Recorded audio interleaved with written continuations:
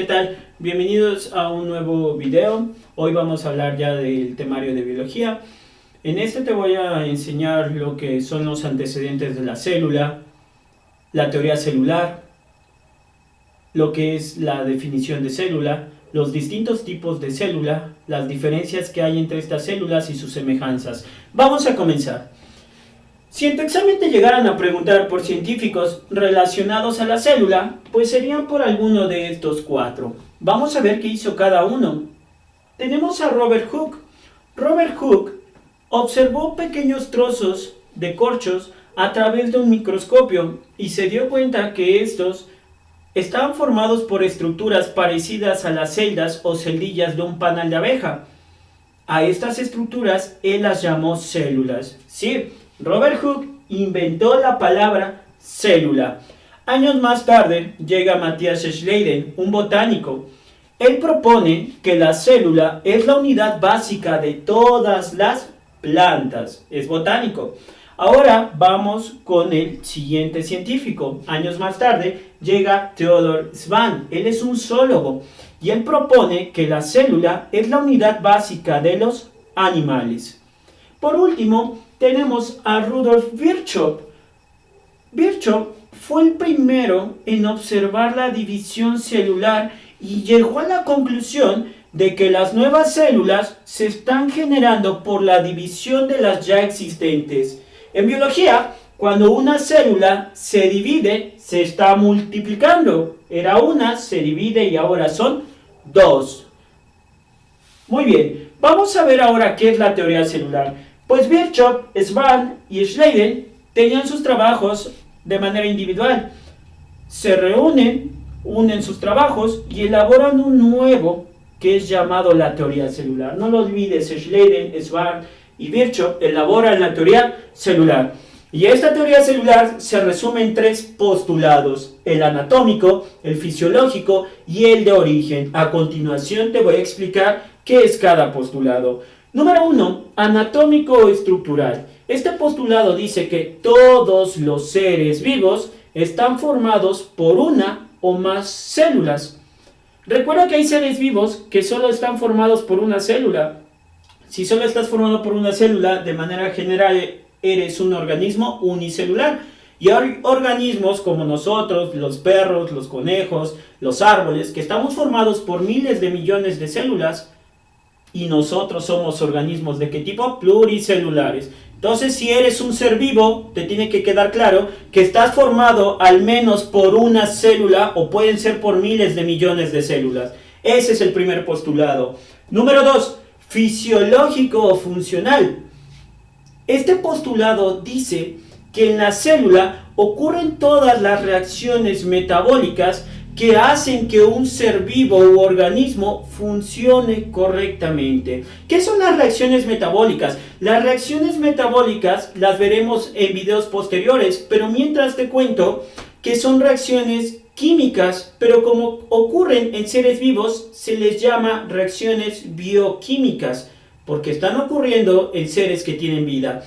El metabolismo o reacciones metabólicas son reacciones bioquímicas y todas ocurren ¿dónde? En la célula. Eso es lo que te está diciendo el segundo postulado, que en la célula ocurren esas reacciones bioquímicas. El metabolismo, reacciones metabólicas.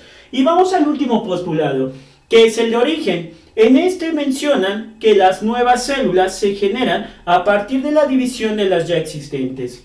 Sí, tú ser humano, estás formado por miles de millones de células, pero no son las mismas con las que naciste ni con las que te vas a morir. Esas células van a estar muriendo. Entonces, ¿por qué no desapareces si mueren las células?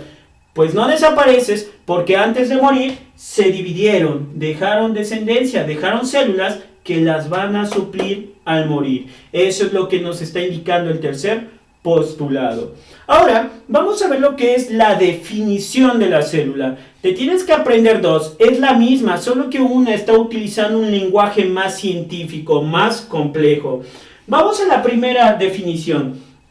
Nos dice que la célula es la unidad funcional y estructural de los seres vivos.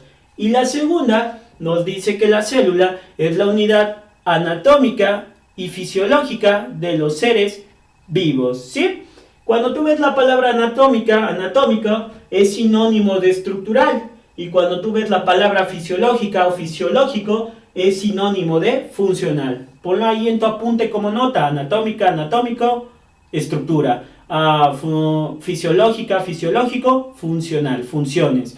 Ahora, vamos a ver los tipos de célula que existen. Solo existen dos tipos de célula. Una es la procariota o procarionte y la otra es la eucariota o eucarionte. Son los dos tipos de célula. Y entonces, esos son los dos tipos de célula que existen: la procariota o procarionte y la eucariota o eucarionte. Pero hay una cuestión: la célula eucariota se subdivide en varios tipos. Pero no lo olvides, solo hay dos tipos de célula. Lo que ocurre es que la célula eucariota se subdivide en otros 4 tipos de célula. Tenemos la animal, la vegetal, la fúngica y la protista. Pero no te estreses, que no necesitas saber cosas de las 4. De la protista no necesitas saber nada. De la fúngica, lo que necesitas saber y recordar es que la célula fúngica, es decir, las células que forman a los hongos, tienen una pared celular que está formada por un polisacárido que es llamado quitina. No te olvides de eso, es lo único que necesitas recordar de la eucariota fúngica. Y ahora, de las que más te van a preguntar, de los que sí debes tener mayor cantidad de conocimiento, es de la procariota, de la célula eucariota vegetal y de la célula eucariota de tipo animal. Bueno, pues ahora vamos a ver cuáles son las diferencias que existen entre la procariota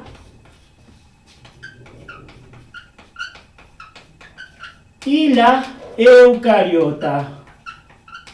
Vamos a ver cuáles son estas diferencias de la célula procariota contra la eucariota. Aquí está la tabla que te acabo de hacer. Diferencias del lado izquierdo tengo lo que son las características de la procariota y del lado derecho tengo las características de la eucariota. Vamos a comenzar con la procariota. Primera característica: carecen de núcleo, no poseen núcleo. Segunda característica: su material genético o ADN se encuentra en una estructura llamada nucleoide. ¿Sí? La procariota no tiene núcleo, pero tiene una estructura llamada nucleoide y ahí se encuentra todo su ADN o su material genético. Ahora, la célula procariota es pequeña, apenas tiene un tamaño medio de 0.1 a 10 micras.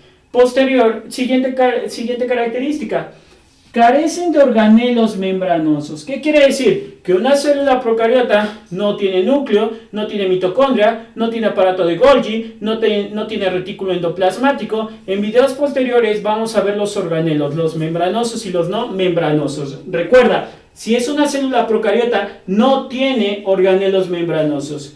Siguiente característica: los organismos procariotas siempre son ¿de qué tipo? Unicelular. Si el organismo es de célula procariota, solo puede ser unicelular. Siguiente característica: la reproducción de una célula procariota.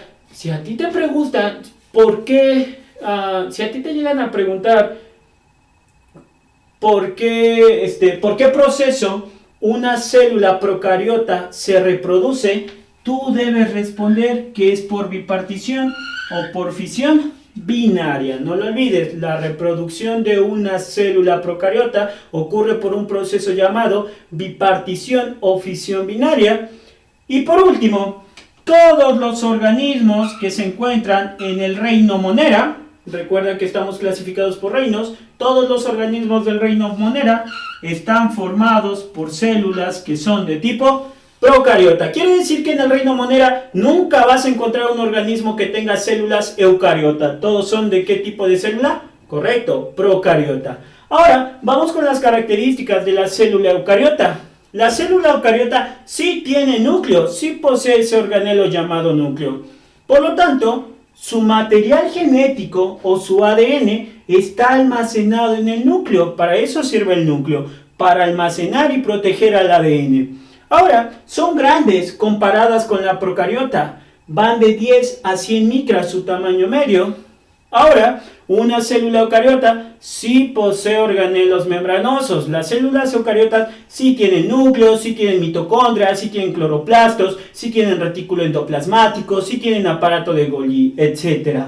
Ahora, las células eucariotas carecen de plásmidos, no poseen plásmidos. Siguiente característica, la reproducción de una célula eucariota ocurre por un proceso llamado mitosis. Ahora, si a ti te cuestionan cuál es el nombre del proceso por el que una célula eucariota se reproduce, tú debes responder mitosis. Así se llama su proceso de reproducción. Ahora, tenemos 4 reinos faltantes, ¿no? Ya te dije el Monera. Bueno, pues los 4 reinos que quedan, es decir, el fungi, el animalia, el plantae y el protista, todos los organismos que están en esos 4 reinos, todos están formados por células ¿de qué tipo? Eucariota. No vas a encontrar procariotas en el reino fungi, ni animalia, ni plantae, ni protista.